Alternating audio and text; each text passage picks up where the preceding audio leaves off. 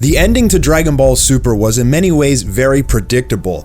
At the beginning, when the Tournament of Power was first announced and the Super Dragon Balls were known to be awarded to the winner, the audience and the viewers of Dragon Ball Super thought, no way, it can't be this easy. It can't just be that Goku wins the tournament and wishes back all of the universes. But lo and behold, that is exactly what happened in the final episode of Dragon Ball Super, and with so much hype leading up to this ending and so much suspense and theories building as the Tournament of Power progressed as to what was actually going to happen, fans were a little disappointed that the ending was cookie cutter and predictable when there was so many other options for potential outcomes and endings. Here on Mastar Media today, we're going to explore what some potential alternate endings of Dragon Ball Super could have been. That's coming up right after this. This video is sponsored by our friends over at Verve. Verve is a streaming platform that hosts a variety of different other streaming services, all centralized in one single platform that makes it super easy for you to use. And you can get a free 30-day premium trial of Verve by typing in verve.co/Mastar or clicking the link in the description. And you can also watch them on the go without an internet connection. You can watch new shows such as Gary and His Demons. I just started watching this. There's only 5 episodes so far. It's a funny, quirky cartoon about this guy named Gary who travels around killing demons. Kind of sounds like Demon Rush, but it's more funny. It also hosts all of your favorite anime in both sub and dub. Just visit verve.co/Mastar or click the link in the description and start your 30-day free trial of Verve Premium today. The first alternate ending would be that Jiren actually wins the Tournament of Power. Now, if this was the case, we know that Goku and company would have to come back somehow because we've seen at the end of Dragon Ball Z that a new tournament is hosted and Goku fights Oob. So we know that Goku and company can't get erased, but possibly something could have happened that Zeno would have not erased Universe 7 simply because Goku is his friends and he said, you guys put on a wonderful show, so I'm going to keep you alive because I want to see more of this. Or Jiren could have had a change in conscience and only brought back Universe 7. Somehow or some way, in this scenario that Jiren wins, Universe 7 would have had to come back. But there also could have been the scenario, and this will be number 2, that nobody was actually getting erased. So there was a lot of fan theories that as these universes were getting quote-unquote erased, that they were actually teleporting to some alternate dimension or something like that, and in the end, Zeno actually wasn't killing all of these trillions of people. Now, if this was the case and Jiren won, then maybe he would have used his wish to battle the evildoer that killed his parents, and thus recruiting Goku and Vegeta to help him do so, which could have ended on a cliffhanger and gave us a brand new arc and a new enemy to look forward to. The next possible option for an alternate ending is that the Tournament of Power actually got interrupted mid-tournament. So several times throughout this Tournament of Power, there were multiple opportunities for the tournament to actually get interrupted by something. You have 2 Zenos. They could have went head to head and got upset with each other, and the tournament could have ended abruptly. There could have been a war among the gods. There could have been evil angels, and there could have been the Super Warrior. Now, when we got spoilers for episode 114, we were told that there would be an arrival of a new Super Warrior who actually turned out to be Kefla, but it very well could have been someone like Zorama or the Evil Doer that Jiren mentioned later on in the series. This would have been a wonderful twist, as you would have seen all of these enemy universes actually combining together as some super powerful villain, such as the Dragon God Zorama that everybody's wondering about actually enters the fray, and you see Goku, Vegeta, and Jiren actually working together to take this guy down.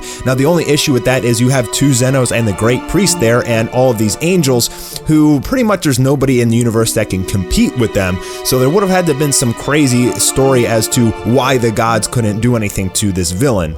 But I think that would have led to some interesting storyline, especially if there was a war among the gods and you had to see Goku and Jiren, who are, I would say, pretty close to god level, actually entering this War of the Gods battle. I think that would have been an excellent development and something different and played a much more emphatic role with the gods that pretty much all of Dragon Ball Super is focused on. The next alternate ending is that Goku actually gets his rematch with Beerus. Now, people still don't know if Goku in Ultra Instinct is stronger than Beerus. That's a topic for another video, another day.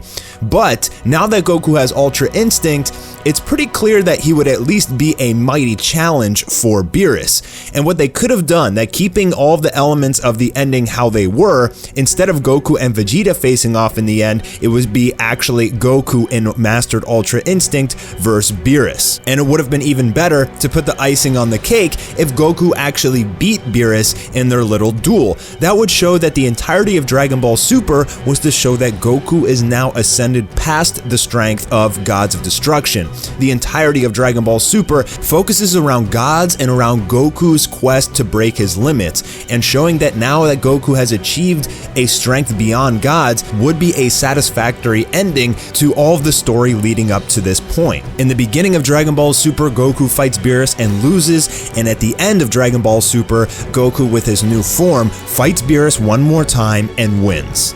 The next alternate ending, Ultra Instinct Vegito. As we saw in the Tournament of Power, Potara earrings were allowed, and that gave everybody hope that maybe eventually Goku and Vegeta would fuse into Vegito once again, possibly even an Ultra Instinct Vegito. This is something that would have sold so much merchandise, and fans would have gone absolutely ballistic over an Ultra Instinct Vegito. Unfortunately, we did not get that. All we got was Vegeta's new form, which was never even given a name in the anime, and we never got to see the Potara fusion come out. Even when Goku and company in the entirety of Universe 7 was incredibly desperate fighting against Jiren, they still did not fuse. That was a wasted opportunity where they could have given us an Ultra Instinct Vegito. Instead of Vegeta's form, they could have given us a fusion of Android 17 and 18. With the retcon in episode 66 of Dragon Ball Super, it pretty much shows us that anybody can fuse with the Potara earring since it has a finite duration, just like the Metamoran fusion. While I don't think that any fusion besides Goku and Vegeta could have actually taken Jiren down, it still would have been really exciting to see a brand new fused character come into the anime. Fans would have loved this, and even so, if they would have given us Vegito yet again, fans would have gone absolutely crazy for it, but this is an opportunity that they just skipped over because Beerus said 2 people can get knocked out now if you fuse, so don't fuse. Leave your comments below. How would you have liked Jiren to get taken down? The way that it was in the anime, or by an Ultra Instinct Vegito? Another alternate ending could have been a lead-in to the Dragon Ball Super movie.